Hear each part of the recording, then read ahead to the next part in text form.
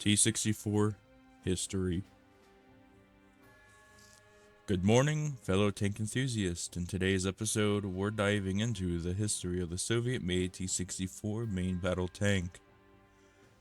But before we delve into the specifications and its role in conflicts, let's set the stage.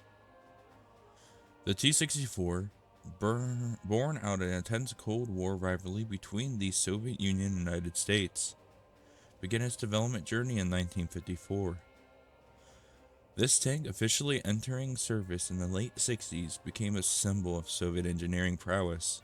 Now, as we explore the T-64's story, we'll uncover not just the technical details, but also the geopolitical backdrop that shaped its formidable machine. Viewer discretion is advised. This video is dedicated to the history of the T-64 tank, promoting understanding without supporting war. Without further ado, let's embark on the journey into the T-64's fascinating past.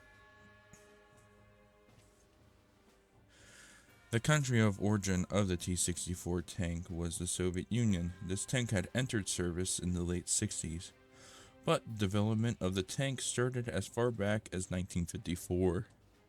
The factory that produced the most T-64 MBTs was the Malyshev factory, located in now Kharkiv, Ukraine. The number of units produced by the factory was around 13,000. The production years of the factory was between 1963 all the way up to 1987. The main specification for the factory was the T-64A. Now let's talk about the specs of the T-64.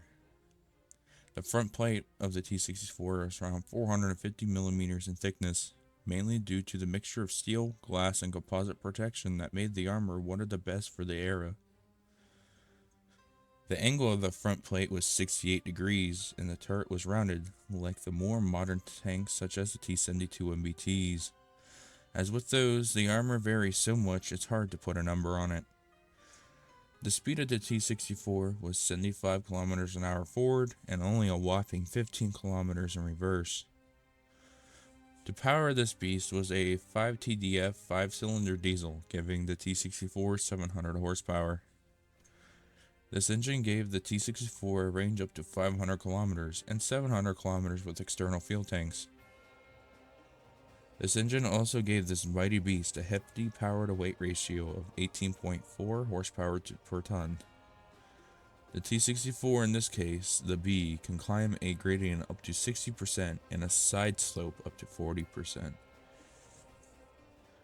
The tank can also cross a trench up to 12.72 meters, given the right circumstances. The number of crew in the tank was 3. They went as such: the commander, driver, and gunner. This tank had a 115mm D68 to A21, but later on moved to the 125mm D81T cannon due to the lack of firepower from the 115mm D68. The rounds that the T-64 can fire are 4 main types: APFSDS, heat, high explosive, and also can fire guided missiles fired from the cannon. Let me also note that the Soviets are one of the only nations firing a high explosive shell from the MBTs even in the latest conflicts. Also, all variants had a 7.62 coaxial gun, and later versions also had a roof-mounted 12.7mm 50 cal. Now, let's explore the T-64 in action from Transnistria War to the Mongolian Civil War, and also the Russo-Ukrainian War. The T-64 played a pivotal role. Examining its performance in these conflicts offers insight into strategic victories and challenges faced.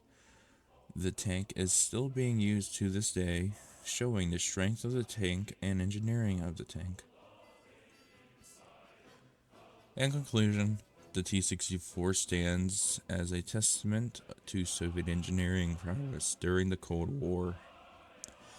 Its innovative features, such as the composite armor and powerful weaponry, set it apart on the battlefield as reflect its history.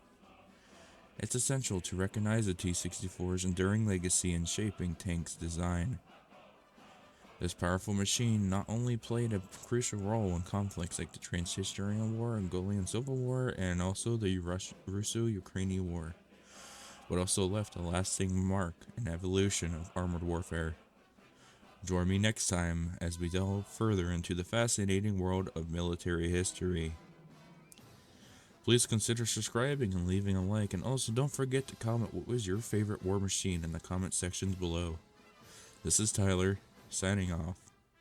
Until then, take care and stay curious about the stories behind machines that shaped our past.